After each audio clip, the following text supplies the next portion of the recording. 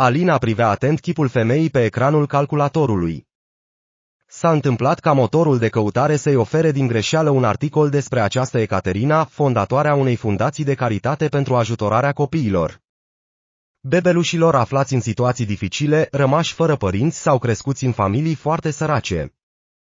Femeie matură, bine îngrijită, privire amabilă, zâmbet deschis, elegantă și energică. Alina nu-și putea lua ochii de la fața ei. Oare este ea? Se pare că da. Nu era întru totul sigură, deoarece Alina nu o văzuse decât o singură dată în viața ei, cu aproape 15 ani în urmă. Și totuși, un presentiment îi spunea că era femeia care jucase cândva un rol atât de important în soarta familiei lor. Ce s-ar fi ales de ei toți dacă nu ar fi fost Ecaterina? Sau nu era ea? Până la urmă, Alina și-a trecut din nou ochii peste articol. Vorbea despre viața Ecaterinei. Era destul de fericită acum, pentru că în sfârșit își găsise adevărata vocație. Femeia ajuta copiii și considera că aceasta este munca ei de-o viață. Ecaterina a primit chiar și 3 copii de la orfelinat, cei pe care toată lumea îi refuza. Existau probleme cu sănătatea și comportamentul lor. Dar acum erau adolescenții destul de sănătoși, 2 fete și un băiat. Au pozat pentru fotografii împreună cu mama lor adoptivă, frumoși și zâmbitori.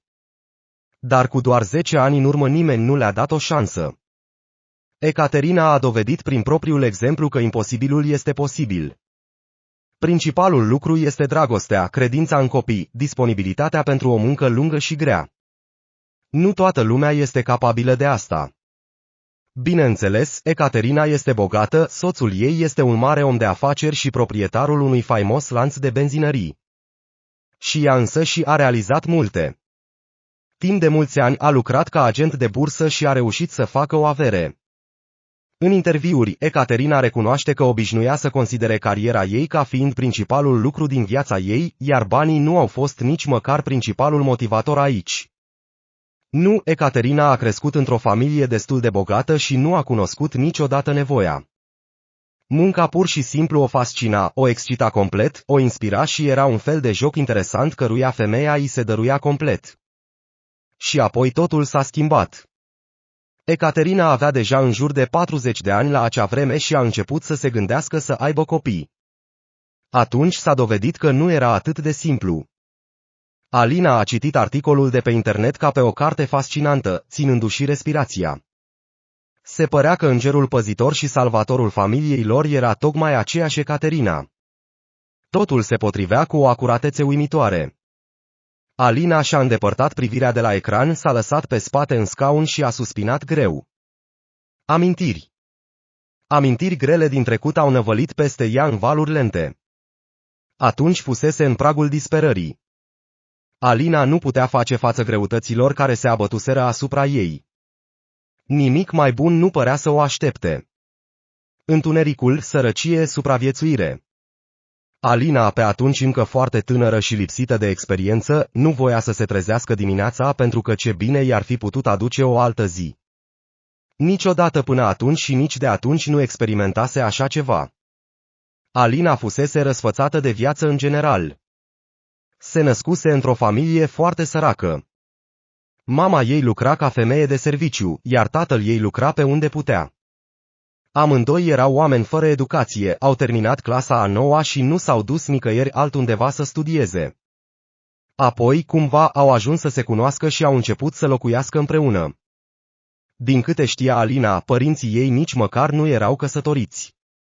Locuiau toți 3 într-o clădire veche din lemn de la marginea orașului, o fostă baracă. Familia avea un mic apartament acolo, sau mai degrabă îl închiriase. Tatăl și mama Alinei nu și-au luat niciodată o locuință proprie.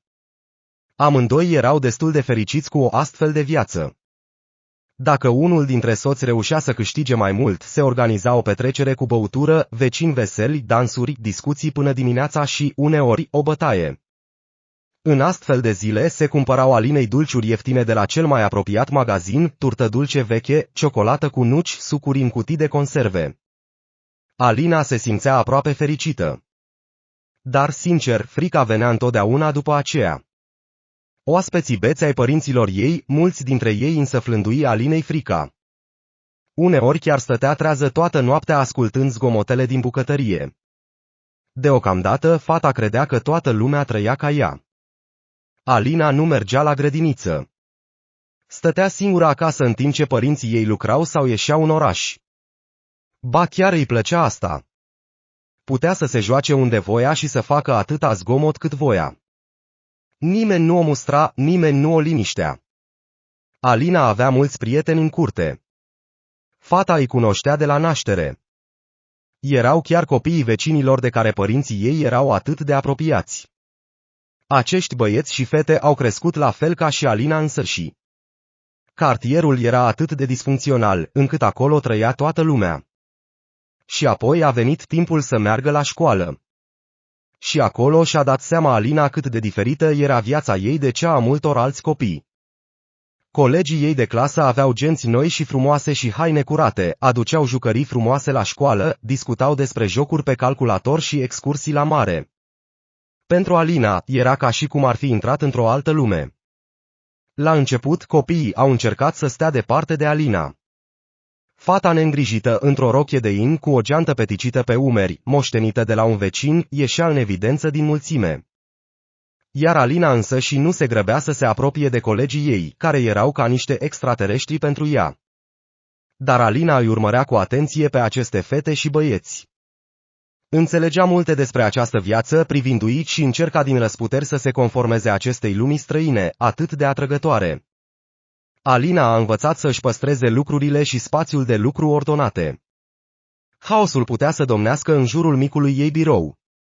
Sticle goale, zdrențe și gunoaie zăceau în jur, dar masa în sine era perfect curată. Fata a început să le ceară părinților ei lucruri noi, chiar dacă erau ieftine, dar de la un magazin, nu de pe umărul altcuiva. Uneori chiar reușea să-și convingă părinții să le cumpere. Alina s-a străduit de asemenea să aibă rezultate bune la școală. Doar că cu aceasta erau mici probleme. Fata învăța cu sinceritate toate regulile din manual, memorând formule, dar tot făcea greșeli de cuvinte și exemple. Iar fizica și chimia au rămas chinezești pentru ea. Alina era frustrată, dar nu a renunțat. A studiat, a învățat, a absorbit. Profesorii ei au văzut acest lucru și au felicitat-o pentru sârguința ei. Chiar și îi dădeau note mai mari, încurajând-o cât de mult puteau. Dar Alina era foarte conștientă că nu va ajunge om de știință. Ea voia să fie economistă sau avocată, să lucreze într-un birou, să poarte o bluză frumoasă și o fustă mulată și să poarte pantofi cu toc înalt. Dar fata era foarte matură pentru vârsta ei și avea o viziune realistă asupra lucrurilor. Știa că, în mod clar, nu era la înălțimea facultății, dar era sigură că va obține o educație secundară. Profesorii au ajutat-o pe eleva conștiincioasă și i-au dat un atestat bun. Datorită acestui fapt, Alina a mers la facultate ca patiser. Profesia s-a dovedit a fi potrivită pentru ea la mare căutare, utilă. Niciodată nu vei rămâne flămândă. A aprobat mama. Tatăl ei era deja plecat, murise cu un an mai devreme, otrăvit de o băutură proastă. Mama ei, de altfel, a murit și ea la scurt timp după soțul ei. Când Alina era în anul 2 de colegiu, mama ei a adormit în frigul de afară. Nu s-a mai trezit niciodată. Alina se pregătea pentru examene în acea noapte, pentru că era în mijlocul sesiunii de iarnă și nici măcar nu a bănuit ceva. A crezut că mama ei va rămâne peste noapte acolo unde a ieșit la plimbare, ca de obicei. Dar ea a decis să vină acasă. Și astfel, o foarte tânără Alina a rămas singură pe lume. Și apoi abia a împlinit 18 ani. Bine că a devenit majoră, altfel ar fi trebuit să meargă la un orfelinat. Alina a suportat greu pierderea părinților ei. Oricum ar fi fost, tot au iubit-o și au avut grijă de fiica ei în felul lor. Niciodată nu au bătut-o și nici nu au umilit-o. Iar dacă pe undeva erau prea indiferenți, ei înși avuseseră o astfel de copilărie. Nimeni nu învățase cum să-și crească copiii. Dar viața însă și nu le-a lăsat pe fete să-și facă griji prea mult timp, iar acum trebuiau să se gândească cum să se întrețină singure. Nu, Alina câștiga de mult timp niște bani în plus. Putea să frece podelele în locul mamei sale sau al colegei de tură, sau să o înlocuiască pentru câteva ore pe vânzătoarea de la magazinul local. Acum nu mai avea nevoie de prea mulți bani pentru că trebuia să plătească chiria, să ia autobuzul spre facultate în fiecare zi și să mănânce ceva. Așa că Alina și-a găsit un loc de muncă ca asistentă la cantina școlii. Slujba s-a dovedit a fi grea în toate sensurile cuvântului. Trebuia să mute cratițe grele din loc în loc toată ziua. După tură, Alina se simțea secată ca o lămâie. Bineînțeles, nu putea să îmbine munca cu facultatea. A fost curând exmatriculată. Alina plângea de disperare, de nedreptate, de imposibilitatea de a schimba ceva. Se străduise atât de mult să reușească în viață și, cu toate acestea, repeta soarta părinților ei, rămăsese și ea fără educație. Dar Alina cu siguranță nu va bea și va avea o familie a ei, un soț grijuliu și muncitor, care cu siguranță va avea grijă de ea. S-ar putea chiar să aibă timp să-și termine studiile. Cine știe cum va decurge viața? Alina tângea după o familie, se săturase să trăiască singură. Își dorea să aibă o persoană de încredere pe care să se bazeze. Dar băieții din localitate nu erau cu siguranță potriviți pentru rolul de partener de viață. Urmau cu fermitate și încredere pe urmele părinților lor. Acest lucru era foarte evident. Uitându-se la băieții, la fetele cu care crescuse, Alina s-a întrebat. Oare nu înțelegeau că trebuiau să scape cumva de o asemenea soartă, măcar să încerce să repare ceva? Dar aceia nu păreau să vadă nimic deosebit în modul lor de viață. Erau destul de fericite să se întâlnească, să aibă copii, să se despartă, să aibă petreceri distractive cu bătăi și lungi conversații intime despre nimic, exact ca părinții lor. Obișnuiau să o cheme și pe Alina, dar ea refuza întotdeauna, fapt pentru care își căpătase reputația de fată arogantă. Ți-ai pierdut cumpătul, Alina. Îi privești de sus pe toți, ai încetat să mai comunici cu ai noștri. Spunea Svelana, fata de alături și odinioară cea mai apropiată prietenă a Alinei. Svelana nu a lucrat. Pentru ce? Avea deja un fiu mic, pe care primea alocații destul de bune pentru copii. Aș vrea să obțină elementele de la tatăl copilului. Problema este că nici el nu muncește. Svelana o invita adesea pe Alina la ea acasă. Fata refuza. Știa foarte bine ce se întâmpla în spatele ușii apartamentului Svelanei. Același lucru care se întâmplase cândva în propria ei casă, chefuri pe fondul unor conversații fără noimă și bătăi cu pumnii. Uneori Alina se întreba de ce a ajuns atât de diferită. Poate că ar fi fost mult mai ușor pentru ea dacă ar fi ca alții. Dar nu, Aliena urmărea altceva. Știa că mai întâi trebuia să se mute undeva, altfel nu ar fi ieșit niciodată din mlaștina asta. Numai că banii erau atât de puțini, încât era catastrofal. Și atunci Alina a întâlnit-o întâmplător pe Alexei. Fata se întorcea de la o altă tură, era obosită și abia își putea mișca picioarele. S-a așezat să se odihnească pe o bancă, a cumpărat niște înghețată și și-a petrecut toată ziua la cantină. Și acolo era o vreme atât de caldă, încât vroia să se răcorească măcar un pic. Era la mijlocul lunii mai și era vreme de vară. Era liniște, pace și frumos în parc. Erau oameni drăguți care se plimbau pe alei, iar din difuzoarele de pe stâlp se auzea o muzică plăcută. Nu voiam să mă întorc acasă. Erau din nou petreceri în spatele zidului, iar în jur sărăcie, deznădejde. Oamenii ăștia care se plimbă aici, în parc, s-ar putea să nu aibă nici cea mai mică idee despre acea altă lume. Ei cred că este la fel de frumoasă și curată peste tot în altă parte. Fericiți! De ce suntem triști? Un tânăr se așeză la Alina pe o bancă. Unul arătos. Un zâmbet deschis, ochi bâlânzi și întunecați, gropițe fermecătoare pe obraj, păr șaten ușor ciufulit. Mă plimb prin parc, nu ating pe nimeni și, deodată, apare un fenomen uimitor. O fată frumoasă pe o bancă, singură. Foarte frumoasă și foarte tristă. Nu e în regulă. Alina a zâmbit. Băiatul drăguț a numit-o frumoasă. E minunat. Chiar i-a dat fior pe șira spinării. Deloc asemănător cu complimentele unsuroase ale vecinilor Alinei. Numai că ce fel de frumusețe este ea, cea mai banală. Alexei, s-a prezentat străinul. Pot să știu cum vă cheamă? Să nu o luați ca pe o obrăznicie, doar să mă adresez cumva dumneavoastră. Nu vă supărați. Alina, a zâmbit fata ușor stânjenită. Se întreba ce avea să se întâmple în continuare. Acest Alexei nu o descuraja, nu o făcea să se simtă incomodă, dimpotrivă, o făcea să se simtă în largul ei. Avea un zâmbet atât de cald, amabil și sincer. Au stat mult timp pe bancă, au vorbit despre orice și au povestit unul altuia despre ei înși. Și treptat se apropiau unul de altul, devenind aproape rude. Alexei a rămas și el fără părinți. A fost crescut de mătușa sa maternă. Băiatul nu-și cunoștea tatăl, iar mama sa murise când băiatul avea 5 ani, inima bolnavă a femeii foarte tinere a cedat. Așa că micuțul Alexei a ajuns în familia mătușii sale. Aceasta nu a fost prea fericită de gura în plus, nu l-a dat afară din casă, dar nu și-a putut înconjura nepotul cu dragoste și grijă. Alexei a fost înțelegător față de acest fapt și a fost recunoscător mătușii sale pentru că, până la urmă, nu l-a trimis la un orfelinat. Un fel de familie, raționa băiatul, este mai bine decât printre străini. Alina a clătinat din cap. Poate că Alexei avea dreptate. Dar tot cumva prea indiferentă și distantă era mătușa lui. Pe ea, mama și tatăl Alinei o iubeau cu siguranță în felul lor, aveau grijă de fiica lor cât de bine puteau.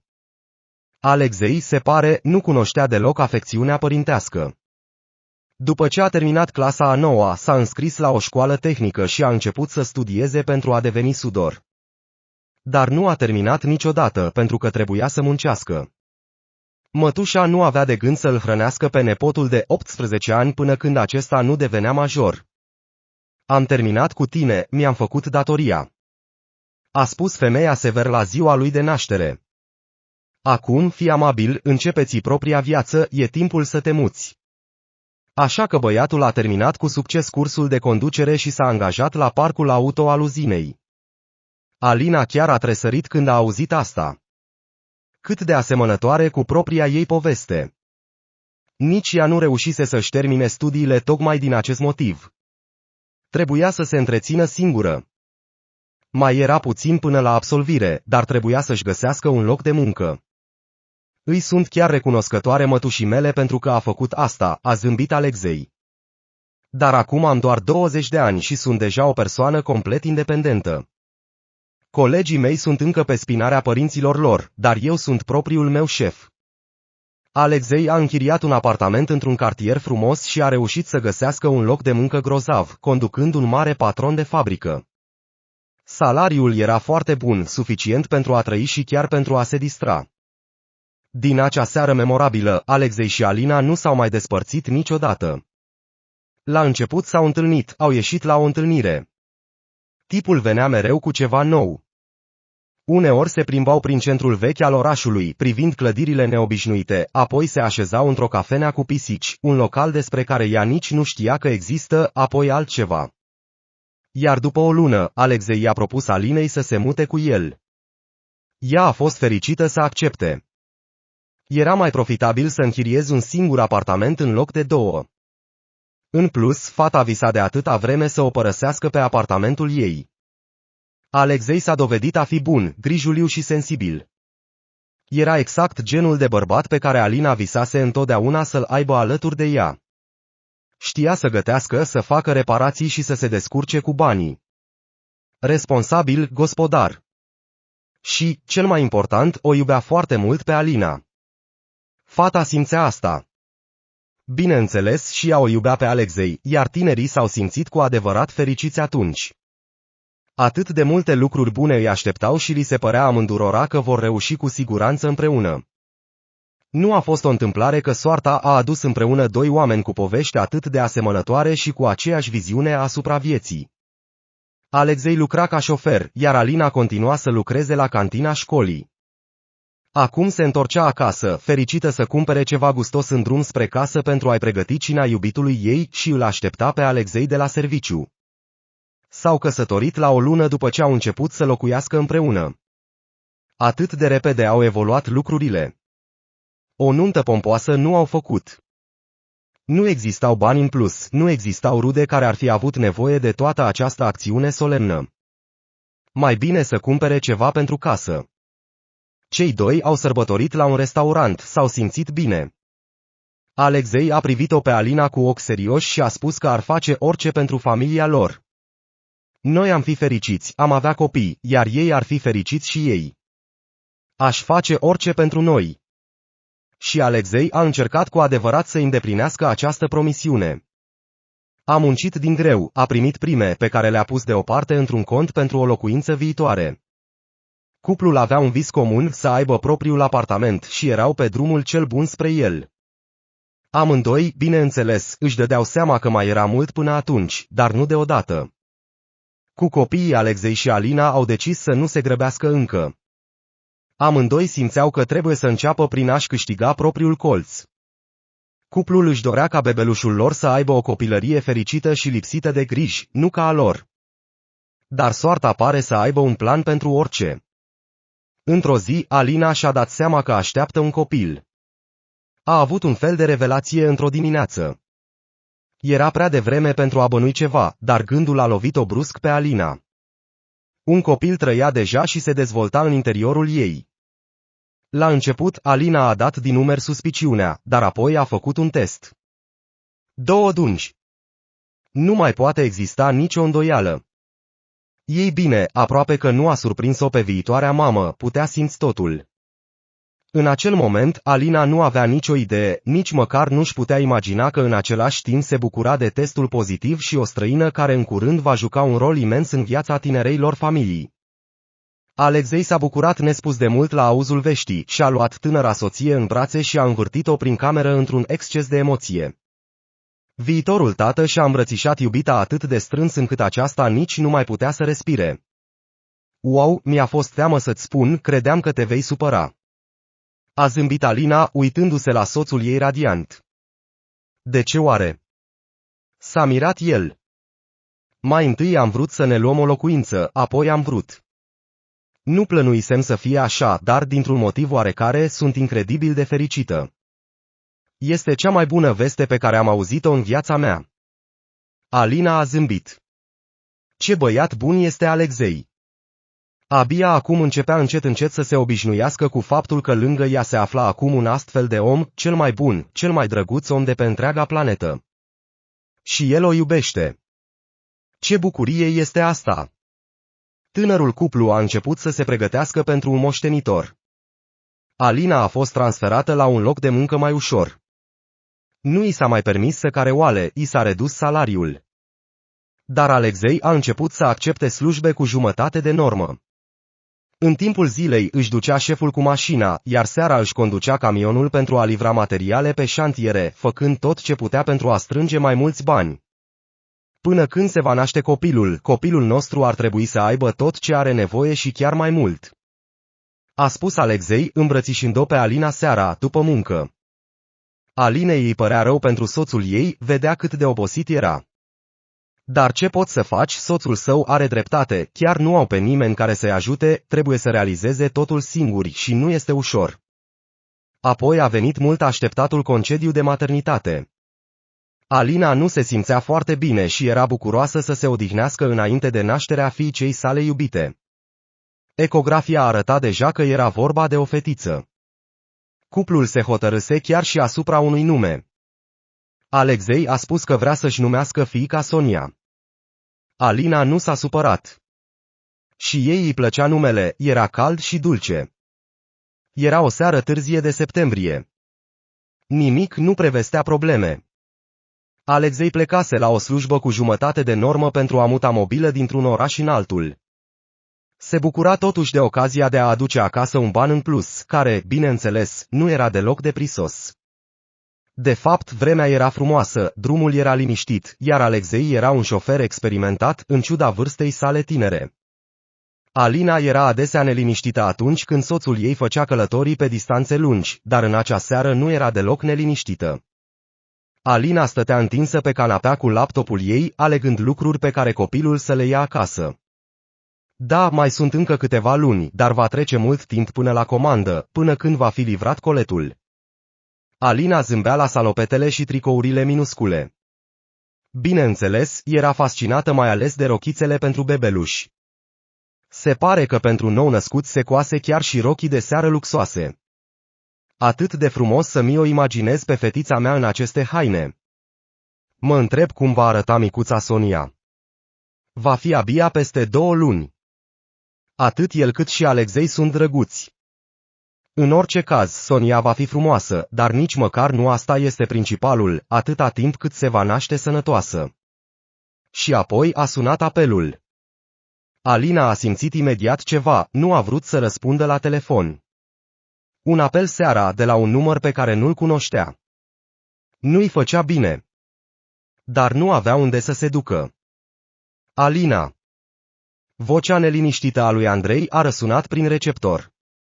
Fata l-a recunoscut imediat. Era partenerul lui Alexei, colegul său. Tonul bărbatului inspira îngrijorare. Alina, probleme. Alexei s-a prăbușit. Cum? În timp ce Alina a expirat. A simțit brusc că ceva îi se sfâșie în stomac. A pierdut controlul drumului și a zburat în șanț. L-au dus la spitalul regional. Cel puțin e în viață. Nu știu nimic, a fost un accident teribil. Se întâmplă să trec pe acolo, văd un camion pe care îl cunosc. Și apoi s-a întâmplat chiar în fața mea. Mergi la spitalul regional sau sună, află, l-au dus acolo, am reușit să-i întreb pe medici. Alina, îmbrăcată în grabă, a ieșit în grabă din casă. Sângele îi bătea în tâmple, picioarele îi tremurau, inima o simțea ca o mână de gheață. Dacă ar fi fost în viață, dacă ar fi fost în viață. Nici ea însă și nu-și dădea seama cum șoptea aceste cuvinte. Fără să se gândească la siguranță, Alina a oprit un autostopist. La volan se afla un băiat. Acesta o privea neliniștit pe tânăra însărcinată cu ochi pe jumătate frenetici. Aveți nevoie de ajutor? A întrebat el cu compasiune. Este timpul să mergem la maternitate. Nu, la spitalul regional mă veți putea duce. A rugat Alina. Da, desigur. Tânărul nu a pus întrebări inutile și nu a cerut bani pentru drum. Era evident că tipul simpatiza și empatiza cu pasagera, dar nu voia să se bage în sufletul ei. Cu toate acestea a întrebat-o de câteva ori dacă are nevoie de ajutor. Alina a refuzat. Cum aș putea să o ajute acest tânăr? A condus-o până la poarta spitalului regional, i-a urat noroc și a plecat. Alina s-a repezit la recepție pentru a afla în sfârșit unde se află soțul ei și ce s-a întâmplat cu el. Mult timp a trebuit să alerge între clădirile unui mare spital regional. Nimeni nu știa nimic. A fost plimbată de la un departament la altul ca o minge de fotbal. Alina a fost complet doborâtă până când, în sfârșit, a găsit informațiile de care avea nevoie. Alexei. Îl operează acum. Răspunse fata de la recepție, verificând cu atenție înregistrările într-un caiet gros. A venit acum câteva ore în stare gravă. Alina a răsuflat ușurată. În stare gravă. Dar e viu, nu-i așa? Deci au reușit. Doctorii l-au dus la spital, acum e în mâinile chirurgilor. Ce-i cu el, ce răni are? Cine sunteți? Soție. A răspuns Alina, reproșindu-și mental că nu și-a adus pașaportul. Ieșise în fugă din casă într-o asemenea stare încât nu avusese timp pentru asta. Din fericire, nu era nevoie de niciun document. Recepționera a crezut-o pe cuvânt. Așteptă ca operațiunea să fie finalizată. Chirurgul vă va contacta după operație. Lăsați numărul de telefon. Pot să aștept aici. Și sensul. Operația poate dura ore în șir. Se face târziu. Duceți-vă acasă, în starea în care vă aflați aveți nevoie de odihnă. Nu puteți face aici nimic pentru soț. Și totuși, Alina a rămas în spital până la sfârșitul operației. S-a așezat pe canapeaua de la ușa secției de chirurgie, rugându-se pentru ea însăși. Nu mai făcuse asta niciodată până atunci și nici măcar nu crezuse că ar putea. Dar acum. Acum cuvintele veneau singure, de undeva din subconștientul ei. Trebuia să supraviețuiască, pur și simplu trebuia. Cum ar fi fost fără el? Fata de la recepție a venit de câteva ori la ea, i-a adus apă, biscuiți. La început a părut atât de severă, atât de indiferentă, dar apoi s-a arătat a fi o persoană sensibilă și atentă. S-a uitat la Alina cu regret și a spus cuvinte încurajatoare. Chiar a îmbrățișat-o de câteva ori. Acest sprijin a făcut-o să se simtă un pic mai bine. Operația a fost lungă și s-a terminat dimineața. Alina nu a închis un ochi în tot acest timp. Este posibil să dormi când inima se strânge de frică pentru o persoană iubită. În cele din urmă, pe coridor a ieșit un chirurg obosit. Alina, admirând cu teamă, i-a studiat cu atenție chipul, încercând să înțeleagă ce vești îi va da acum. Traumatismul este grav, a trebuit să luptăm pentru viața soțului dumneavoastră. L-am scos din cealaltă parte a lumii, se poate spune.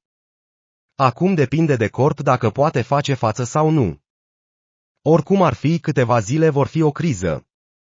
Dacă va supraviețui, va avea o recuperare dificilă și lungă. Alina a dat din cap.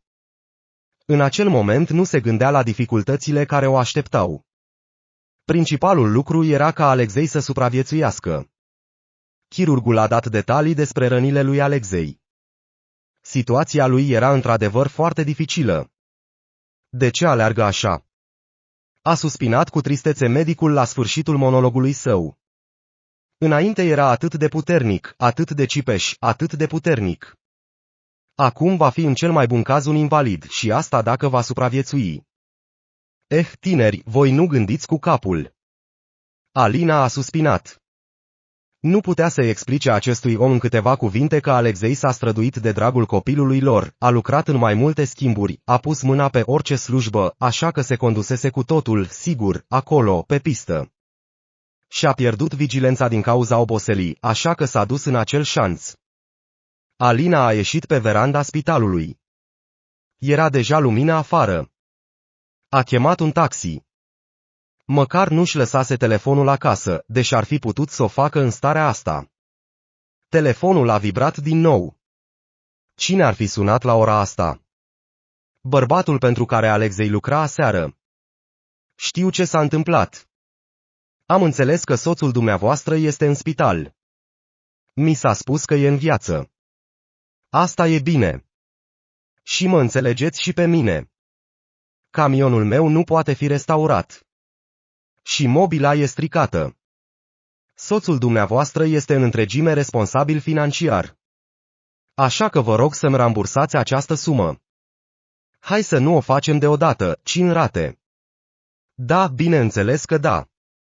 Alina a închis și a apăsat butonul de oprire. Abia acum se gândea la probleme de altfel. La bani. Alexei era principalul întreținător al familiei. Plătea chiria și cumpăra alimente. Câștigurile Alinei abia îi ajungeau pentru a nu muri de foame. Toate celelalte lucruri erau pe umerii puternici și atât de siguri ai lui Alexei. Și acum ce dezastru! De unde să facă rost de bani pentru mâncare și chirie? Alexei trebuie să fie tratată și reabilitată. De unde să facem rost de bani? Trebuie să fie o avere. Camionul, mobila. Și nici măcar nu au ce să vândă. Și Sonia e pe cale să se nască. Lacrimile țâșneau din ochii Alinei, care se scufunda neputincioasă pe treptele verandei spitalului. Și apoi. Atunci o durere usturătoare i-a străpuns abdomenul, astfel încât Alina s-a întunecat chiar și în ochii lui. Apoi a părut să dispară. Dar, după o clipă, s-a întâmplat din nou. Alina și-a înfășurat brațele în jurul stomacului, zvârcolindu-se pe verandă, durerea venea în valuri.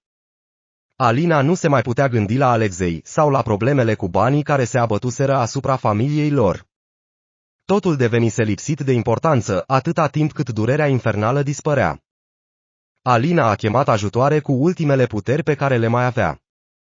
Oameni în halate albe, o targă, lumina puternică a unei lămi din sala de operație, Alinei i-au pus câteva întrebări, ea a răspuns, uneori în mod greșit, apoi cineva i-a pus o mască pe față și a rugat-o să numere de la 10 la 1. Alina s-a concentrat și a început să numere. În curând s-a lăsat un întuneric fericit și s-a instalat liniștea. Alina s-a simțit plutind în ceva moale și bâlând. Cel mai important, durerea atroce dispăruse. Niciun gând, nicio grijă, nicio teamă, doar pace și liniște. Alina a fost chiar puțin supărată când a deschis ochii și s-a trezit într-o cameră de spital luminoasă. Gura îi era teribil de uscată, iar limba părea ca și cum ar fi fost lipită de cerul gurii. Senzația era neplăcută. Alina era întinsă pe o perfuzie, un fir era legat de pieptul ei. Simțea o ușurință ciudată în corpul ei. Și-a apucat mecanic pântecul. Nu exista pântecul. Cum e posibil așa ceva? Fruntea Alinei s-a ridicat într-o sudoare rece din cauza fricii și a anxietății. Hei, să vină cineva! A strigat din toate puterile, dar vocea ei părea joasă, abia se auzea. Adevărat, pacienta fusese totuși observată. O femeie în halat alb, fie doctor, fie asistentă, a intrat în cameră la chemarea ei. Unde este copilul meu? A întrebat Alina, întrebare de al cărei răspuns atârna întreaga ei viață. Nu fusese niciodată atât de speriată. Fetița dumneavoastră se află în camera pentru prematuri, este în viață, s-a grăbit angajata al spitalului să o liniștească pe pacientă. A intrat în travaliu prematur pentru că erați nervoasă. Bine că erai în spital în acel moment, au putut să te ajute rapid. Este în viață? A reiterat Alina. Da, așa este. E o fată bună, puternică, dar trebuie să fie crescută, e prematură. Am văzut o mulțime de copii ca ea.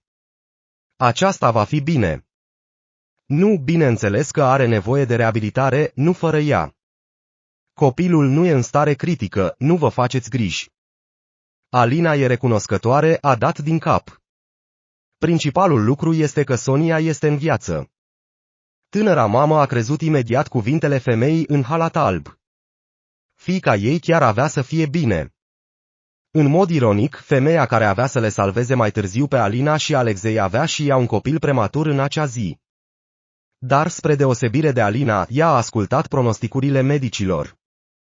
Copilul ei nu avea nicio șansă. Pot să-mi văd fiica. Asta mai târziu. Ești prea slabă acum, ai pierdut mult sânge. În plus, știm cu toții ce s-a întâmplat cu soțul tău. Desigur, erai nervoasă, așa că ai născut prematur. Și soțul meu, știți ceva despre el? Știu că e în viață, e la terapie intensivă, nimic altceva. Și au început zilele anevoioase, pline de teamă pentru fiica și soțul meu, injecții, pastile, proceduri dureroase. Alina simțea cum îi revin forțele. Era un lucru bun, pentru că avea să aibă nevoie de puterea ei. Acum urma să aibă un soț invalid și o fiică nou-născută, care avea nevoie de îngrijire intensivă din cauza prematurității. Și nimeni nu a anulat problemele de bani. Poate Alina să facă față singură la toate acestea. Personalul de îngrijire, cunoscând povestea tinerei mame, a încercat să o sprijine în orice fel a putut. Îi spuneau în fiecare zi despre starea lui Alexei. Acesta fusese deja transferat de la unitatea de terapie intensivă, ba chiar începuse să-și miște brațele, să vorbească și să învețe să stea jos. Cu toate acestea, lucrurile cu mersul erau mult mai rele. Totul indica faptul că Alexei nu va părăsi niciodată scaunul cu rotile. Cu Sonia totul era într-adevăr bine. Ea creștea, devenea mai puternică și, cel mai important, lua în greutate. Alina a fost văzută la fiica ei în a treia zi după ce s-a născut copilul. Sonia zăcea în pătucul ei atât de mică, fără apărare, cu trupul ei micuț încălcit în fire. Și totuși, fetița părea cea mai robustă dintre semenii ei. În apropiere se aflau bebeluși născuți mult prea devreme. Sonia a petrecut încă 7 luni în pântecele mamei. În curând, Alina a fost externată din spital, dar femeia venea în continuare aici în fiecare zi pentru a le vizita pe Sonia și Alexei și pentru a verifica starea lor cu medicii. Alexei era curajos, o durea să-l vadă pe soțul ei tânăr și cândva puternic într-un scaun cu rotile, dar m-a asigurat că se va recupera curând și își va relua munca cu o vigoare reînnoită, pentru că ajunge să se prostească și să stea întins pe spate. Alexei privea fotografiile Soniei cu un zâmbet de zăpadă. Aș vrea să mă pun pe picioare și să-mi văd fiica, visa el. O voi purta pe umeri prin parc, voi învăța să împletesc codițe. Alina a zâmbit trist. Judecând după ceea ce îi spusese medicul curant, era puțin probabil ca Alexei să se ridice. Exista o șansă, dar reabilitarea necesita mulți bani. Mulțumită medicilor, aceștia l-au ajutat să obțină rapid un certificat de handicap. Acest lucru înseamnă beneficii sociale sau cel puțin unele servicii medicale gratuite. Dar toate acestea nu sunt suficiente, neglijabile pentru o recuperare completă. Și apoi proprietarul camionului a sunat în fiecare zi și a cerut bani. Femeia chiar a trebuit să meargă la serviciu. Acum ea curăța intrările dimineața și seara. Un fel de bani. Deocamdată avea destul timp. Sonia era în spital. A mai trecut încă o lună și ceva, apoi Alexei a fost externat din spital. A venit acasă într-un scaun cu rotile. Era bine că existau rampe la intrare, dar existau destule neplăceri. Da, a fost greu pentru Alexei să se obișnuiască cu noua sa realitate, dar nu s-a descurajat. A sprijinit-o pe Alina, și-a căutat un loc de muncă și a scanat internetul în căutarea unui loc de muncă. Și apoi, în sfârșit, Sonia a fost externată. Bucuria tinerilor părinți nu se putea sfârși. În ciuda situației aparent fără speranță, Alexei a învățat rapid toate manipulările cu copilul. Și scăldatul și hrănitul, scutecele, schimbarea hainelor. Văzând că tânărul tată se descurca destul de bine, Alina a decis să meargă la muncă. Nu avem destui bani. Oricum te poți ocupa de copil acasă. Eu mă întorc la cantină, nu am altă soluție. Alexei a trebuit să fie de acord. Alina a văzut că îi era foarte greu. Așa ar fi trebuit să fie, fiind principalul întreținător de atâta timp, iar acum stătea pe gâtul soției sale. Dar tânăra familie chiar nu avea de ales. Trebuiau să plătească chiria, mâncarea, datoriile și să returneze banii pe care Alexei îi economisea pentru viitor de câțiva ani. Chiria a plecat cu o viteză amețitoare.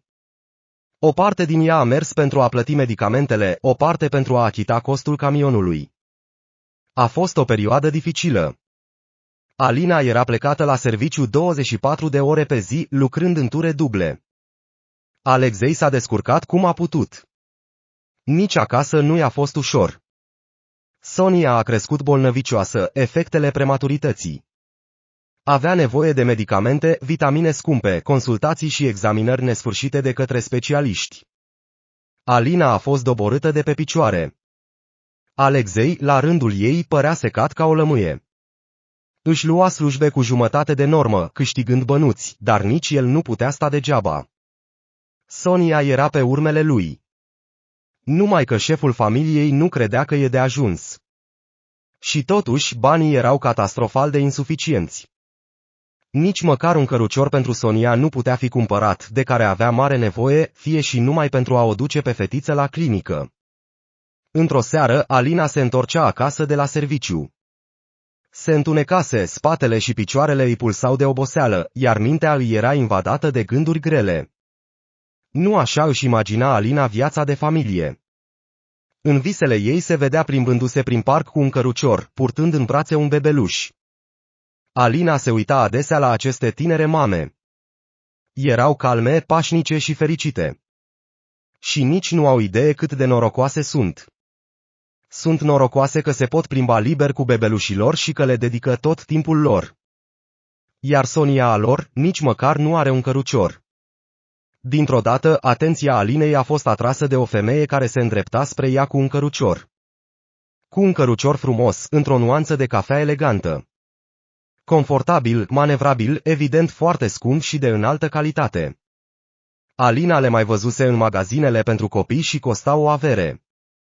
Alina obișnuia să arunce o privire către femeie. Cumva, străina îi atrăsese atenția. Atât de elegantă și de bine îngrijită. În vârstă, desigur, dar acum multă lume are un copil până la 41 de ani, mai ales cei bogați. Un lucru atât de la modă. Dar de ce este femeia aceea atât de tristă? Poate că s-a întâmplat ceva în viața ei. Probabil că i s-a întâmplat ceva groaznic. Nu se poate explica altfel privirea din ochii ei. Pare să fie bine, merge într-un mod atât de frumos, un cărucior scump, în care un bebeluș nou-nouț este cu siguranță îmbrăcat în haine de marcă. Femeia a adus căruciorul în parcarea cu tomberoane. Gunoiul nu mai fusese ridicat de mult timp. Aici era un fel de groapă de gunoi spontană. Alina s-a gândit că poate femeia va arunca sacul de gunoi și va merge mai departe, dar au făcut altceva. A suspinat, a legănat căruciorul de câteva ori și a plecat în pas vioi. Femeia mergea undeva departe, iar căruciorul a rămas pe loc. Alina, nevenindu-i să creadă ce vedea, s-a grăbit spre tomberoane. Primul lucru pe care l-a făcut a fost să se uite în cărucior. Nu era nimeni acolo. Alina a expirat. Se gândise deja că vreo nebună aruncase copilul la groapa de gunoi, astfel de cazuri erau uneori descrise pe internet, dar din fericire căruciorul era gol. Atunci de ce l-a aruncat străina? Oamenii lasă uneori lucruri bune lângă tomberoane pentru ca cei în nevoie să le ridice. La fel a făcut și această femeie. Copilul ei trebuie să fie crescut, așa că a scăpat de căruciorul de care nu mai avea nevoie. Da, asta era cea mai rezonabilă explicație, dar Alina a încercat să nu se entuziasmeze încă. Poate că femeia s-ar fi întors acum. Poate că lăsase căruciorul aici în timp ce ieșea să facă comisioane sau să ia copilul. Ciudată alegere a locului, desigur, dar pentru orice eventualitate. A trecut o jumătate de oră și femeia tot nu a apărut. Alina așteptase căruciorul în tot acest timp, pentru că... Păi și dacă este luat de altcineva? Așa ceva lângă coșurile de gunoi nu va sta mult. Și chiar au nevoie de un cărucior pentru Sonia, le trebuie. În cele din urmă, Alina s-a asigurat că stăpâna ei nu avea nevoie de cărucior și a pornit cu calm spre casa ei. Alexei, văzând noua chestie, chiar a fluierat surprins. Așa a ajuns la Sonia noastră un transport. Un vehicul de elită. Mă surprinde și pe mine. A zâmbit Alina. Femeia din fața mea a lăsat-o pe coșul de gunoi și a plecat. Am așteptat mult timp să văd dacă se va întoarce, dar nu s-a mai întors. Ciudat, un cărucior atât de frumos, evident scump. Ai fi putut să o vândă, ar fi făcut o grămadă de bani. E în stare perfectă, ca nou. Ciudat, într-adevăr, ca nou. Se pare că a fost folosit cu multă grijă sau nu a fost folosit deloc. A clătinat din cap Alexei, a examinat mai atent anvelopele. Ei bine, nu contează, ei, cei bogați, nu-i poți înțelege. Alexei s-a oferit să spele singur căruciorul. De aceea a găsit scrisoarea. În buzunarul lateral al căruciorului se afla o bucată de hârtie împăturită în două. Era un mesaj întreg. Vino încoace, a strigat Alexei către soția sa. Ea se juca în acel moment cu Sonia. E simplu, nu-mi vine să cred. Citește-le. Bărbatul i-a întins soției sale foaia. De unde ai luat asta? Stătea în cărucior. Nici măcar nu știu ce să răspund la asta. E o scrisoare grozavă. Alina a luat foaia din mâinile soțului ei și a început să o citească. Un scris frumos, aproape caligrafic, cu silabe ușoare. Era în mod clar scrisă de o persoană foarte alfabetizată. Și punctul în sine. Da, Alexei avea dreptate, un fel de poveste incredibilă. Bună ziua, oameni care au găsit această scrisoare. Așa începea mesajul. Dacă citiți asta, înseamnă că în sfârșit căruciorul și-a întâlnit micul stăpân. Și asta e minunat. Numele meu este Ecaterina. Am decis să las căruciorul lângă tomberoanele de reciclare pentru ca acesta să ajungă la oamenii care au nevoie de el. Oameni nevoiași cu un copil care nu au bani pentru transportul copiilor. Fie ca landoul să dureze mult timp și să vă ajute să vă creșteți copilul. Bineînțeles, voi, oamenii cu venituri mici, poate chiar trăiți la limita sărăciei. Există tot felul de situații. De ce sunt atât de sigură de asta? Pur și simplu pentru că nu cred că cineva dintr-o familie înstărită ar ridica un cărucior de la o groapă de gunoi. Astfel de oameni se pregătesc din timp pentru copil, fac liste, aleg lucruri în magazinele pentru copii. Eu am fost o astfel de norocoasă nu de mult. Dar dumneavoastră sunteți fericiți, chiar mai fericiți decât mine, pentru că ai cel mai important lucru, copilul dumneavoastră, un fiu sau o fiică. Este o fericire să fiți părinți, să-l vedeți pe micuțul vostru crescând, să-i oferiți dragoste, să-l prezentați lumii. Nu știu ce poate fi mai bun decât asta. Probabil că nimic. Deci sunteți mult mai fericiți decât mine. Vă este greu acum, dar sunt sigură că veți trece peste asta. Veți reuși în cele din urmă. Ei bine, lasă căruciorul ăsta să fie startul tău spre succes. E ca și cum ne-ar descrie pe noi, a spus Alina, privindu-le pe Alexei cu uimire. Exact. Este minune. Citește mai departe, sunt multe lucruri interesante, mai ales la sfârșit. Alina s-a întors la lectură. Viața mea era un pas complet în care toate dorințele mele erau îndeplinite. Încă din copilărie nu mi s-a refuzat nimic. Tatăl meu a fost un om de afaceri de succes, iar mama o finanțistă de succes. Am fost singura nepoată a bunicilor mamei și tatălui meu. Vă puteți imagina cât de mult m-au răsfățat, câtă dragoste, grijă și atenție am primit. Au investit foarte mult în mine. Știam că va veni momentul în care voi transmite totul copiilor mei. Încă din copilărie am visat să am o familie mare și în jocurile cu prietenele mele îmi asumam mereu rolul unei mame cu mulți copii. Încă din copilărie am auzit de la toată lumea că voi fi o mamă grozavă când va veni momentul. Așa că am crescut cu acest gând. Și apoi am crescut. Viața s-a dovedit a fi foarte luminoasă, variată și interesantă. Am călătorit mult cu părinții mei, dar călătoriile cu prietenii sunt cu totul altceva. Per total, am avut o viață fericită. Viața de student, am avut timp să locuiesc în străinătate și să vizitez diferite părți ale lumii. În ce aventuri nu am ajuns? Așa cum se spune, va fi ceva de ținut minte la bătrânețe. A fost o perioadă foarte veselă din viața mea, luminoasă și plină de evenimente. Și apoi m-am implicat în piața bursieră. Cumva s-a întâmplat să devin un broker de succes, deși nu am aspirat niciodată la asta. Credeam că mă voi căsători, că voi avea copii, așa cum visasem cândva și că voi întemeia o familie. Nu a fost așa. Munca a pus stăpânire pe mine complet. Emoții, succes, recunoaștere din partea unor finanțiști de renume, am fost invitată să țin seminare în marile centre de afaceri, rechinii afacerilor îmi ascultau cuvintele.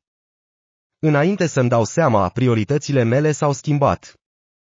Desigur, uneori mă întrebam dacă nu cumva era timpul să mă căsătoresc și să devin mamă. Timpul se scurge. Dar, pe de o parte, eram încă tânără. Pe de altă parte, nu era nimeni în jurul meu pe care să-l văd ca soț sau soție. Poate că acestea erau doar scuze, pentru că eram fericită cu viața pe care o duceam. Pentru că, uitându-mă la prietenii mei, împotmoliți în treburile și problemele copiilor lor, mă bucuram de libertatea mea. Fetele altădată vesele și energice deveniseră un fel de clovni, numai la ele se vorbea, că despre copii și aptitudinile lor. Asta mă întrista. Mă simțeam ca o regină. De succes, respectată, de neînlocuit. Economiști renumiți veneau la mine pentru sfaturi, reviste scriau despre mine. E un sentiment de nedescris. Este sâcâlipit și ornamente au eclipsat pentru mine principalul lucru, dorința mea. Întotdeauna am visat să am copii, am vrut să am grijă de ei, să-i învăț ceva și să-i iubesc. Dar la acea vreme, dintr-un motiv oarecare, am decis că maternitatea era soarta gospodinele leneșe și limitate.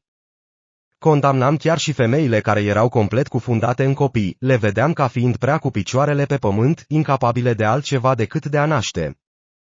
Aproape că am încetat să mai vorbesc cu prietenii mei de familie. Copiii lor mă enervau. Nu știu cum s-a întâmplat. Ești o persoană childfree? Aceasta a fost o întrebare pe care mi-a pus-o odată unul dintre prietenii mei. Tocmai avusese un copil și nu se putea gândi la nimic altceva decât la copilul ei. M-am întrebat și eu. Nu sunt o childfree.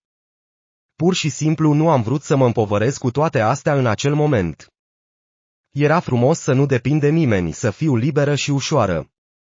Voiam să merg la mare cu prietenii mei, voiam să merg la un club sau să fac cumpărături, voiam să încep o nouă poveste de dragoste și să mă arunc cu capul înainte într-o relație frumoasă. Mă gândeam că voi putea fi mamă într-o zi, în viitor, peste foarte mulți ani. Deocamdată, viața mea era deja strălucitoare și incitantă. Și apoi, cumva, m-am plictisit de toate acestea. Munca, asumarea de riscuri, iubirile superficiale, cluburile, băutura, dansul, chiar și călătoriile. Îmi doream căldura unei familii, un bărbat de încredere alături de mine. Cred că sosise momentul. E adevărat, aveam deja 35 de ani la acea vreme. Mi-am amintit de visul meu de lungă durată de a deveni mamă a mai multor copii. Acum mă uitam deja la prietenele mele căsătorite, nu cu dispreț și regret, ci aproape cu invidie. Și eu îmi doream totul, un soț, copii, o familie. Apoi a venit conștientizarea faptului că munca și recunoașterea nu puteau înlocui căldura celor dragi. Asta mi-a adus lacrimi în ochi. Aceste gânduri trebuie să mă fi făcut să cresc. Și a fost în acel moment când l-a întâlnit pe Victor. O întâlnire întâmplătoare într-o cafenea unde luam amândoi micul dejun înainte de serviciu, între noi a apărut o scânteie, cum se spune. La început ne-am privit unul pe celălalt, apoi el a venit la noi. Domnișoară, mă tot uit la dumneavoastră și nu-mi pot lua ochii de la dumneavoastră. Sunteți incredibil de frumoasă și aveți niște ochi extraordinari. Îmi dau seama după ei că sunteți o persoană foarte bună. Era plăcut să primești un astfel de compliment rafinat, cu atât mai mult de la cineva care îți plăcea la prima vedere. Dar m-am grăbit să-l dezamăgesc. Dintr-un motiv oarecare, nu voiam să-i ascund nimic acestui bărbat. Nu știți prea multe despre oameni. Nu mă cunoașteți deloc și credeți că sunt bună și amabilă, ceea ce nu este așa. Nu păreți să vă cunoașteți prea bine înșpatruă, a zâmbit Victor. Eu judec bine oamenii și nu mă înșel niciodată. O să aflați mai apoi. Am început să vorbim.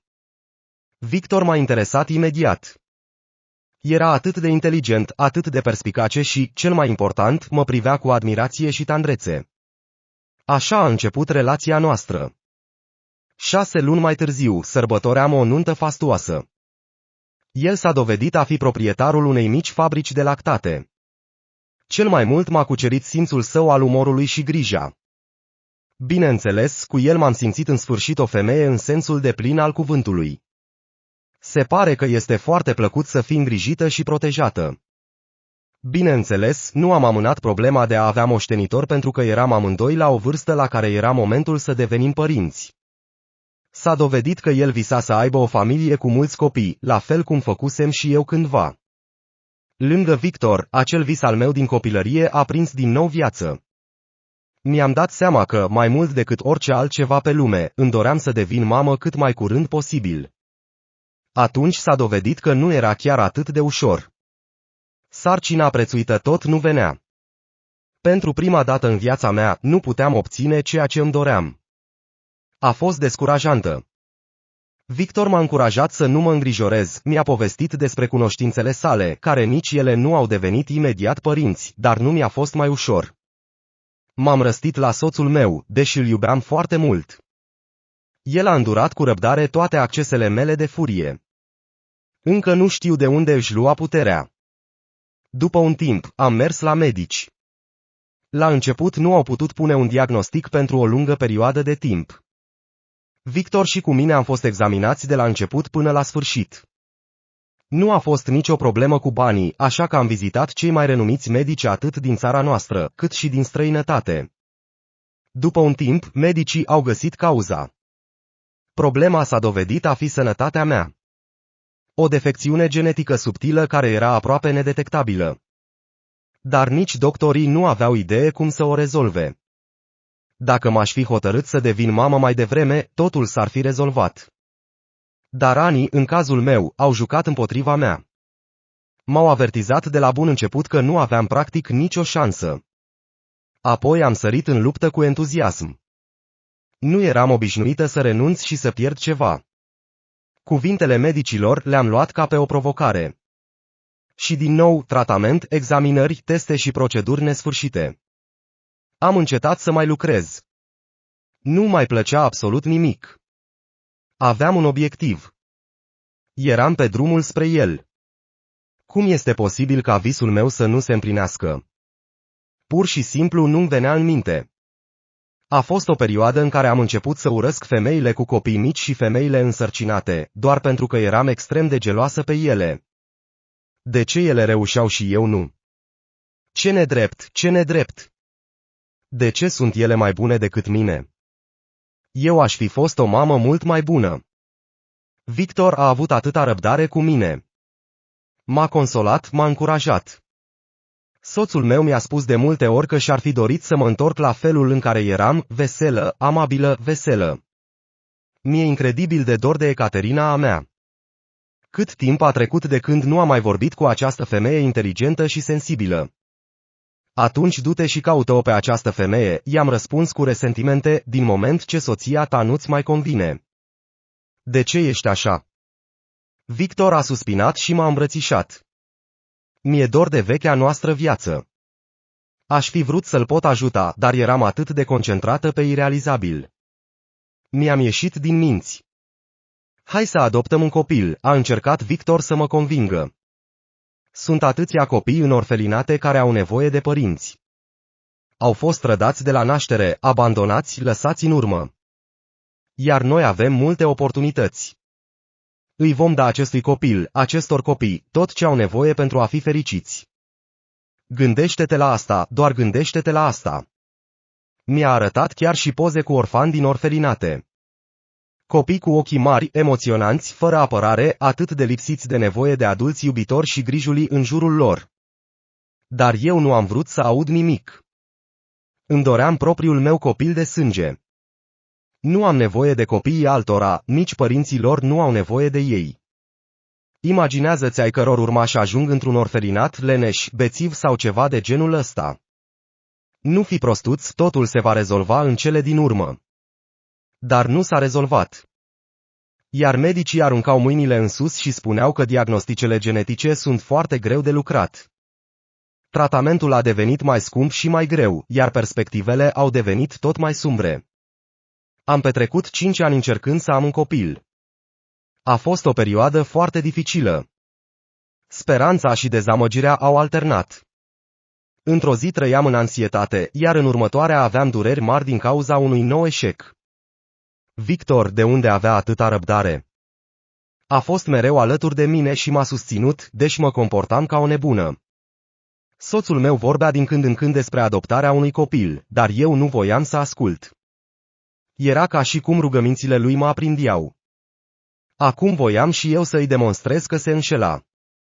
O să avem propriul nostru copil pentru că așa am spus eu. El îmi oferea niște prostii.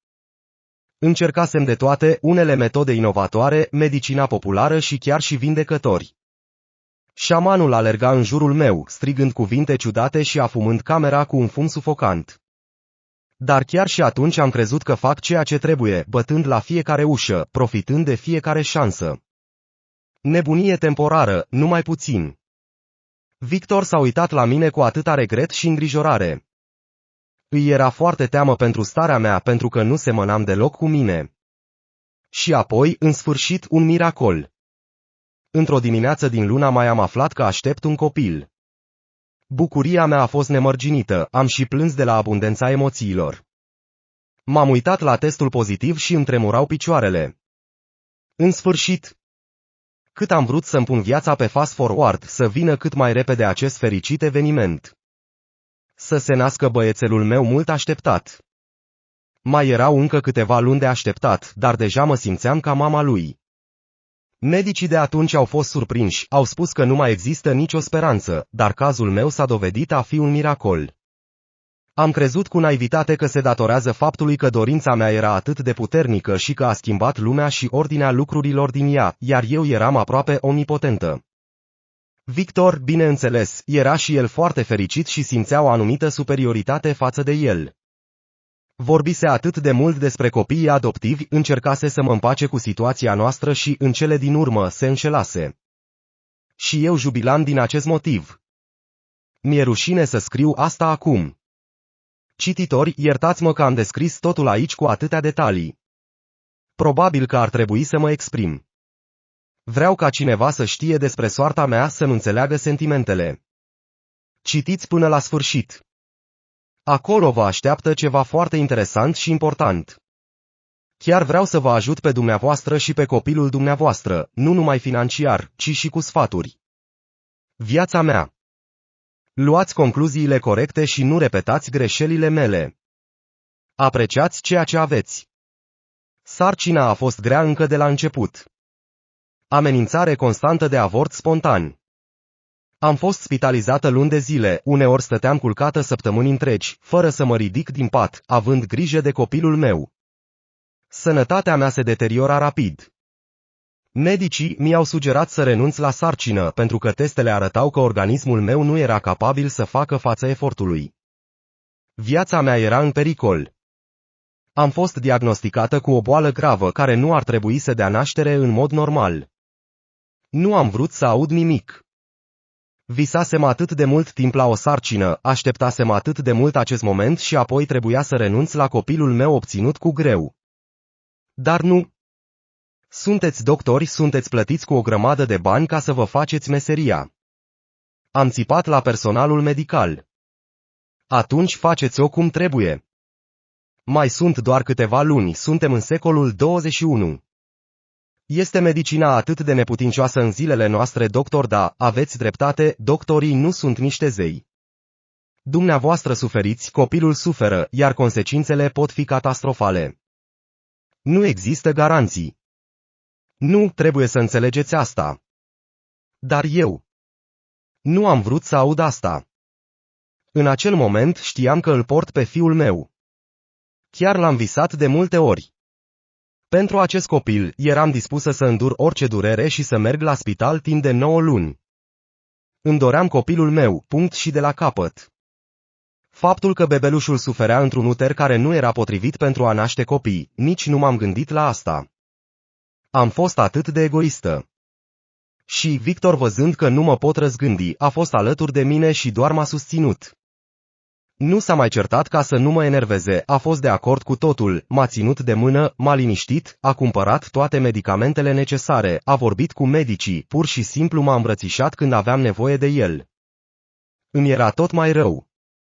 Am sperat că bebelușul suferă mai puțin, dar ecografia a arătat că era și el foarte, foarte rău. Mi-a fost atât de teamă pentru copilul meu. El era sensul vieții mele. Vorbeam cu fiul meu și îi spuneam să reziste.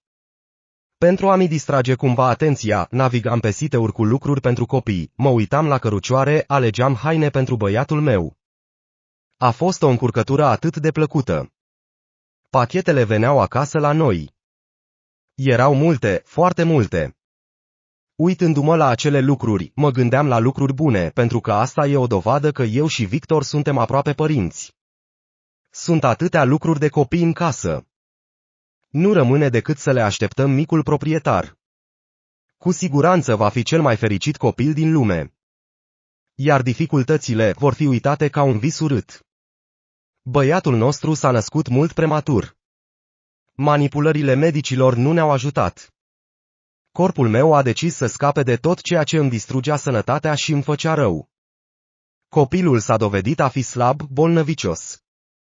Îi puteam vedea brațele și picioarele subțiri, o culoare ciudată și strălucitoare a pielii. Inima mi s-a scufundat de milă și de tandrețe. Doar privindu-le pe fiul meu înfășurat în fire, mi-am dat seama că eram egoistă. Medicii mă avertizaseră că așa se va întâmpla. Iar acum mă simt deja mult mai bine. Sănătatea mea se recuperează rapid, dar copilul nu se simte bine. Este singur în secția de terapie intensivă, luptând pentru viața lui. Medicii au spus imediat că aproape că nu mai există nicio speranță. Anomalii congenitale, slăbiciunea generală a bebelușului datorată faptului că sarcina mea a decurs greu. Dar am crezut, încă mai credeam într-un miracol. Chiar i-am amenințat pe medici că, în caz de ceva, vor reacționa. Bineînțeles, nu a ajutat. Fiul meu s-a zbătut câteva zile, iar apoi a renunțat până la urmă. Când mi s-a spus acest lucru, lumea s-a întors cu susul în jos. Eram supărată pe toată lumea, dădeam vina pe medici, chiar și pe Victor. El, după părerea mea, nu credea suficient de mult într-un rezultat bun și, prin urmare, era și el de vină. S-a ajuns la punctul în care Victor m-a băgat într-o clinică. O cameră cu pereți capitonați, personal atent, discuții cu un psihoterapeut, liniște, pace, medicamente. Mi-am revenit treptat, mi-am dat seama și am regândit multe lucruri. Mi-am dat seama că eram egoistă și obsedată de propriile mele dorințe. Mi-am dat seama cât de prost mă purtasem cu Victor și am început să mă gândesc la viitor.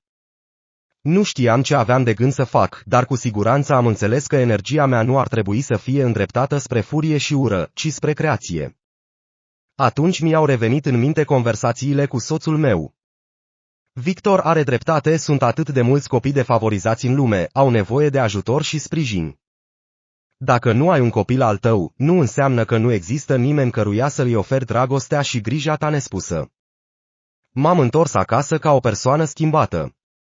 Victor a fost cel mai fericit dintre toți, spunând că îi lipsea foarte mult vechea Ecaterina. Și iată din nou alături de el. A fost foarte frumos. Lucrurile și tragediile care ni se întâmplaseră îmi aminteau lucrurile pe care reușisem să le cumpăr în cantități nebănuite. Haine, jucării, mobilă. Victor le-a pus deoparte într-o cameră separată, un fel de depozit sau muzeu. Aceste lucruri. Încă mă durea să mă uit la ele. Aruncă-le, i-am spus soțului meu. De ce, s-a întrebat el. Poate că ar fi mai bine să le dăruim celor nevoiași. Victor avea, ca întotdeauna, dreptate. Am început să merg prin orfelinate cu cutii și saci, să cunosc personalul, să aflu poveștile copiilor. Multe povești. Destine grele, tragedii, trădări. Într-o zi, când voi avea mai mult timp, voi scrie o carte despre ele. Oamenii ar trebui să știe. M-a fascinat. Am vrut să ajut copiii defavorizați, să le fac viața un pic mai bună. Și aveam toate posibilitățile. Și acum mă gândesc să înființez propria mea organizație caritabilă. Este multă muncă, dar pot să o fac. Am început deja să învăț câte ceva despre cum să o înființez. Între timp, îi ajut pe copiii din orfelinate, cumpăr lucruri de care copiii au nevoie, organizez petreceri. Este o mare bucurie să văd zâmbete pe fețele acestor băieți și fete. Nu a durat mult, m-am gândit să dau toate lucrurile pe care le-am cumpărat pentru fiul meu. Dar apoi, într-o zi am dat peste acest cărucior. Mi-am amintit cu câtă grijă îl alesesem, am studiat caracteristicile, m-am uitat atent la exterior. Am vrut ca fiul meu să se simtă bine și confortabil în el, dar, din păcate, nu a apucat niciodată să îl încerce. Căruciorul era depozitat în pivniță, așa că eu și Victor uitasem de el. S-a încordat când am observat obiectul. A crezut că o să mă rănesc din nou, dar, în mod ciudat, am simțit doar o ușoară tristețe și regret. Pentru că deja aveam din nou sensul vieții. Știam că copilul meu, ceea ce îi se întâmplase. Totul a fost cu un motiv. Acum, în onoarea fiului meu, voi ajuta mulți alți copii. Băiatul nostru nu a trăit foarte mult, dar scurta lui viață va face o mare diferență în această lume. Dar cum rămâne cu căruciorul? Am avut o idee foarte interesantă despre el. Copiii din orfelinate au o viață grea. Toată lumea știe despre asta, se vorbește des despre asta. Dar cel puțin ei sunt îngrijiți, sunt mereu hrăniți și îmbrăcați. Le lipsesc dragostea și grija părinților. În același timp, sunt bine asigurați din punct de vedere financiar. Există însă o altă categorie de copii. Părinții lor câștigă un bani și nu le pot cumpăra nici măcar cele mai elementare necesități. Câte astfel de familii avem? De obicei, nu au pe nimeni care să-i ajute. Au o mamă și un tată ca să-și poată crește moștenitorii. Așa cred majoritatea oamenilor. Dar există situații diferite. Nu doar oamenii leneși și iresponsabili ajung în situații dificile. Am decis să las acest cărucior acolo unde cu siguranță va fi găsit de oameni care au mare nevoie de el. Lucrurile bune care nu mai sunt necesare sunt lăsate de obicei lângă tomberoane. Asta am făcut cu căruciorul. Vă mulțumesc că ați citit această poveste până la sfârșit. Sper că scrisoarea mea a găsit în cele din urmă destinatarul potrivit. Eu cred că da. Sunt sigură că sunteți disperați acum. Nu aveți suficienți bani pentru a trăi, nu vedeți un viitor. Așa că vreau să vă ajut cu altceva. Nu departe de tomeroanele de gunoi, unde ați găsit căruciorul, există o clădire de magazin neterminată, o zonă abandonată. Am mai lăsat ceva pentru dumneavoastră sub verandă. Sper că vă va ajuta să vă refaceți viața și să vă creșteți copilul ca să fie o persoană decentă. Mult noroc în toate, Ecaterina. Alina a lăsat foaia deoparte, confuză, și s-a uitat la Alexei. Crezi că totul este adevărat? Tu despre ceva ce ne așteaptă sub veranda casei în construcție. Și despre asta de asemenea. Și oricum, nu știu ce să cred despre toată povestea asta. A ridicat din numere Alexei. Cu siguranță că mă uit sub verandă. Și acum nu am chef să aștept până dimineață. Tinerii părinți au culcat-o pe Sonia, au așteptat până când aceasta a țipit dulce în pătuțul ei, apoi au ieșit afară. Nu erau îngrijorați pentru fiica lor, știau că acum va dormi cel puțin 4 ore la rând, iar ei nu aveau nevoie de atâta timp. Nu era departe de aici, o puteau face în 20 de minute. Acesta este locul, a spus Alexei, rostogolindu-se în scaunul cu rotile până la veranda magazinului neterminat. S-a aplecat și a început să se strecoare cu mâinile sub verandă. Alina stătea lângă el, speriată de ceva. S-a uitat în jur ca să vadă dacă ceva nu era în neregulă. Poate că era un truc sau ceva mai rău. Dacă cineva încerca să le întindă o cursă.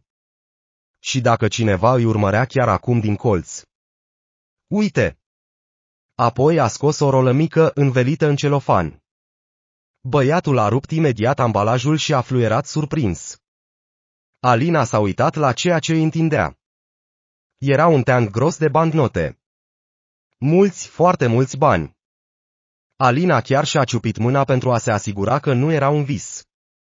Era o avere înăuntru. Poate că nu erau reali. Se îndoia fata. Ba da, nu, se pare că este real. Alexei a scrutat cu atenție bancnotele. Deci tot ce scrie în această scrisoare este adevărat, de la primul până la ultimul cuvânt. De necrezut. Alinei încă nu-i venea să creadă că niște străini le salvase familia de la un dezastru iminent. Dar așa se întâmplase în cele din urmă. Banii au fost suficienți pentru reabilitarea lui Alexei.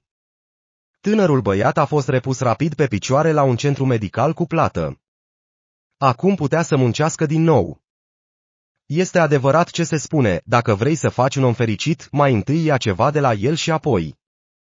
Sau, mai degrabă, Alexei era fericit. În sfârșit, mergea.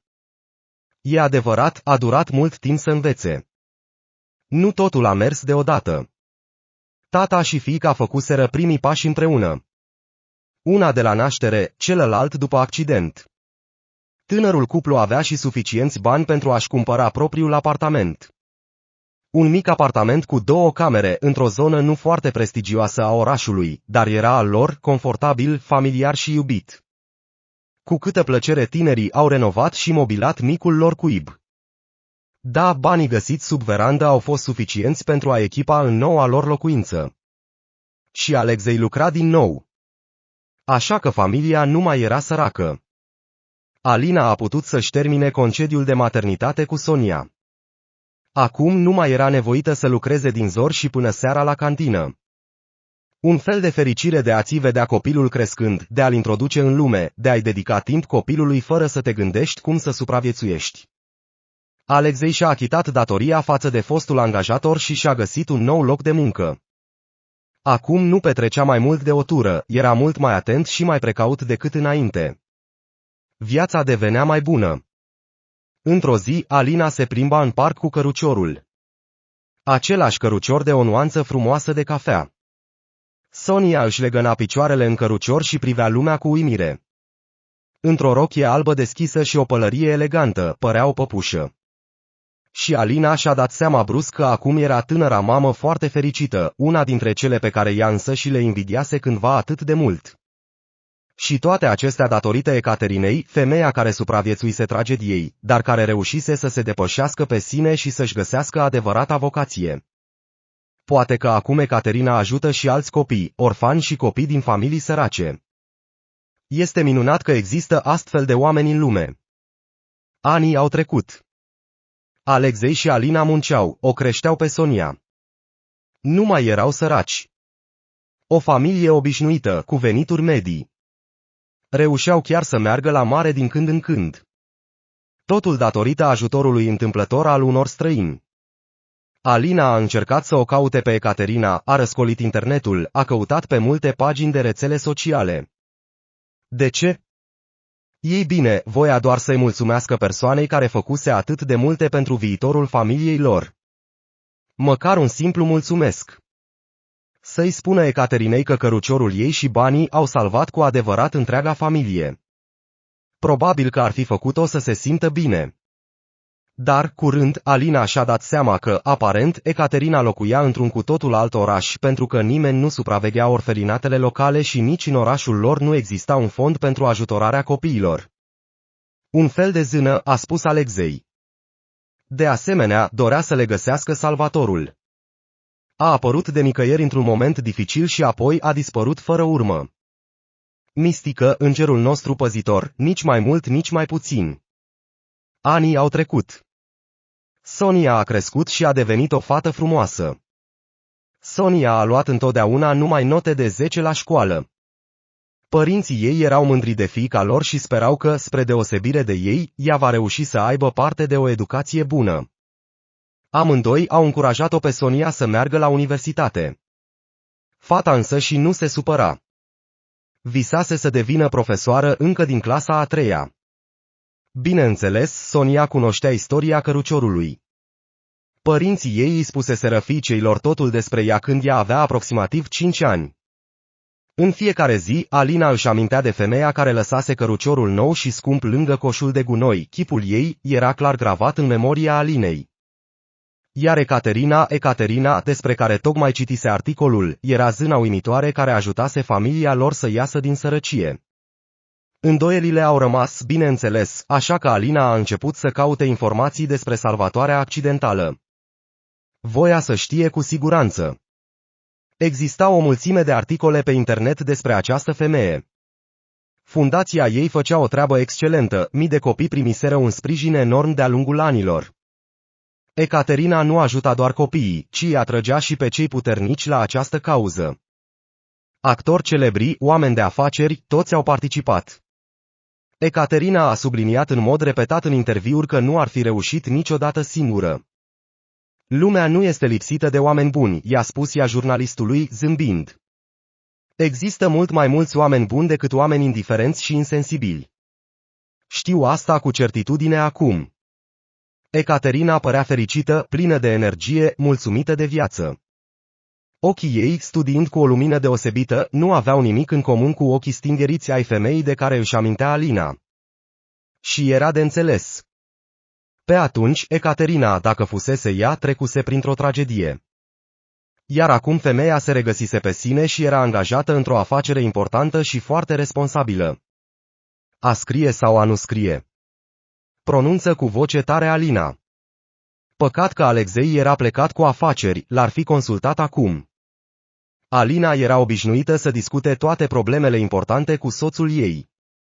Femeia s-a hotărât să afle ceva mai multe despre Ecaterina pentru a vedea dacă merită să deranjeze o persoană atât de ocupată. Ecaterina avea o viață ocupată și plină de culoare, călătorea mult, atât pe plan local, cât și internațional. Aproape întotdeauna erau împreună cu ea copii adoptivi, acum adolescenții. Atât de diferiți, atât de diferiți. Cum ar fi fost soarta lor dacă ar fi rămas într-un orfelinat? Alina a dat peste un articol care i-a spulberat toate îndoierile, pentru că acel interviu era și despre ea, despre Alina. Era un articol lung, cu multe fotografii. Ecaterina a răspuns la întrebare în mod amănunțit, fără să ocolească detaliile. Cum a început totul? A întrebat jurnalistul. Cum ați decis că vocația dumneavoastră este să ajutați copiii defavorizați? Așa cum am spus mai devreme, totul a început după ce Victor și cu mine am pierdut fiul nostru mult așteptat și mult suferind. Ne pregăteam pentru sosirea lui. Ne-au rămas atât de multe lucruri. M-am gândit că acele jucării, scutece, lenjerii intimă ar putea servi cuiva. Fiul nostru nu mai este, dar nu se irosesc aceste bunătăți. Am dus pachete și cutii la adăposturi. Are atât de mult sens să dăm lucrurile inutile ale copiilor la orfelinate. Ele vor fi întotdeauna utile acolo. Și apoi, când credeam că am scăpat de toate lucrurile mele, același cărucior mi-a apărut în vizor. Căruciorul pe care îl alesesem cu atâta grijă pentru copilul meu. M-a durut, nu neg asta, dar învățasem până atunci să mă descurc cu emoțiile și am decis că trebuie să ajut o familie nevoiașă, oameni care aveau un copil, dar nu aveau bani pentru lucruri noi. Trebuia găsită o familie specială pentru copil. Orice familie nu mi s-ar fi potrivit pentru asta. Am călătorit chiar și în orașele învecinate, m-am uitat în jur, m-am uitat mai atent. Mi se părea anormal, dar am continuat oricum această activitate ciudată. Poate că tragedia de atunci îmi tulburase mintea. În orice caz, nu am niciun regret. Și într-o zi am văzut o fată tristă. În ochii ei se citea atâta neliniște. Vizual, puteam vedea greutatea problemelor care apasă pe umerii delicați ai fetei. Ea se plimba prin parc alături de un tip care se deplasa într-un scaun cu rotile. Probabil că era soțul ei. Fata ținea în brațe un bebeluș micuț, îl legăna în brațe și era atât de frumoasă, dar nici ea nu-și dădea seama de asta. Ochii ei. Disperarea se stropea în ei. Tânărul din scaunul cu rotile era curajos, ba chiar zâmbea. Dar am văzut că și el era la limită. Am urmărit acea familie. Chiar m-a impresionat. Am mers un pic în spate și le-am ascultat conversația. Tipul avea nevoie de un tratament scump. Am înțeles că îi se întâmplase ceva nu cu mult timp în urmă și era într-un scaun cu rotile, își pierduse venitul. Fata muncea din greu la munca ei grea. Copilul era îngrijit cum putea de soțul ei, el însuși profund handicapat. Dar, cel mai important, au vorbit despre cărucior. Despre cărucior? A întrebat jurnalistul. Da, cărucior. A fost un fel de semn pentru mine. Visau la un cărucior pentru copilul lor. I-ar fi mai ușor pentru bărbat să ducă bebelușii la clinică. Și atunci ceva a făcut click în capul meu. Am știut că aceasta era familia pe care trebuia să o ajut. Dar căruciorul nu era de ajuns. Acești oameni buni nu aveau de gând să iasă singuri din sărăcie, aveau nevoie de ajutor pentru a începe. Iar eu puteam să le dau. Nu numai că puteam, dar îmi doream cu adevărat, pentru că... Dar cum altfel? Sper că au gestionat banii în mod corect. Bani? Jurnalistul nu înțelegea. Da, am decis să le dau doar căruciorul, dar și o sumă care ar fi trebuit să fie suficientă pentru a plăti tratamentul băiatului și măcar un mic apartament. Dar cum să fac asta fără să trezesc suspiciuni? M-am gândit mult timp la asta, iar apoi planul s-a format cumva de la sine în capul meu. Alina și-a luat ochii de pe ecran și a zâmbit. Doamne, acum își afla povestea din alt unghi. Era atât de interesant, atât de fascinant și neobișnuit. Femeia a scos chiar scrisoarea din albumul foto. Bineînțeles, Alina și Alexei păstraseră mesajul pe care Ecaterina îl scrisese cu mulți ani în urmă. Își dorea atât de sincer să ajute o familie aflată în dificultate. Le-am scris viitorilor proprietari ai scaunului cu rotile un mesaj întreg pe o foaie de hârtie, pe ambele fețe. În el le-am povestit despre viața mea, despre istoria scaunului cu rotile. A fost ca o psihoterapie pentru mine. A fost ca și cum aș fi vorbit, mi-aș fi vărsat durerea și aș fi fost vindecată. La sfârșitul scrisorii i-am spus acestui tânăr unde să caute bani. Sper că totul a decurs bine pentru ei. Mi-am dorit foarte mult să aflu soarta acelei familii, chiar am vizitat intenționat acel oraș, dar nu i-am întâlnit pe niciunul dintre ei în parc. Poate că au plecat în altă parte. Sau poate că pur și simplu ne-am ratat unul pe celălalt. Chiar ne descurcăm bine, a șoptit Alina direct în monitor. Chiar ne descurcăm bine, mulțumită dumneavoastră. Atunci de ce nu le-ați dat banii? Nu a înțeles jurnalistul. Nu mai amintesc acum. Eram într-o stare atât de ciudată în acel moment. Poate că nu am vrut să-i fac pe aci oameni să fie tensionați sau speriați. La urma urmei, povestea mea nu era una ușoară, iar situația în sine ar fi putut părea suspectă. În orice caz, am vrut să rămân o străină misterioasă pentru familie, o zână amabilă. Dar este aproape o poveste legendară. Sunt sigură că va fi transmisă în acea familie din generație în generație. Aproape un basm. Un basm. Alina a zâmbit. Așa este. Sonia credea de mult timp că într-adevăr fuseseră ajutați de o zână. Se pare că acea întâlnire nu fusese un accident. Ecaterina știa dinainte că ele vor fi cele care vor face rost de banii pentru cărucior. Și totuși, au existat o mulțime de coincidențe fericite în această poveste. La urma urmei, Ecaterina venise în oraș în căutarea unei familii potrivite, tocmai în orașul lor îi întâlnise în parc. Cu siguranță că trebuie să fie atras atenția la momentul respectiv. 3 ciudați, o tânără confuză, un copil mic și un băiat în scaun cu rotile. Ecaterina i-a reperat, i-a urmărit, a auzit frânturi din conversația dintre cei doi și s-a asigurat de decizia ei de a-i ajuta în mod special. Alina nu a mai stat pe gânduri. Deja tasta un mesaj pentru Ecaterina. Era lung, aproape ca acea scrisoare memorabilă din cărucior. Alina îi spunea femeii povestea ei în detaliu, a menționat sărăcia și disperarea. Un accident, invaliditatea singurului ei susținător, nașterea unei fiice născute premature, datorii uriașe. Ecaterina ar trebui să știe că ajutorul ei chiar a salvat o întreagă familie. La final, Alina a scris despre viața ei de astăzi și chiar a atașat fotografii ale familiei sale, inclusiv unele din vacanța ei la mare. Nu există cuvinte pentru a ne exprima recunoștința. Și-a încheiat Alina scrisoarea. Femeia a recitit din nou mesajul și a apăsat butonul trimite.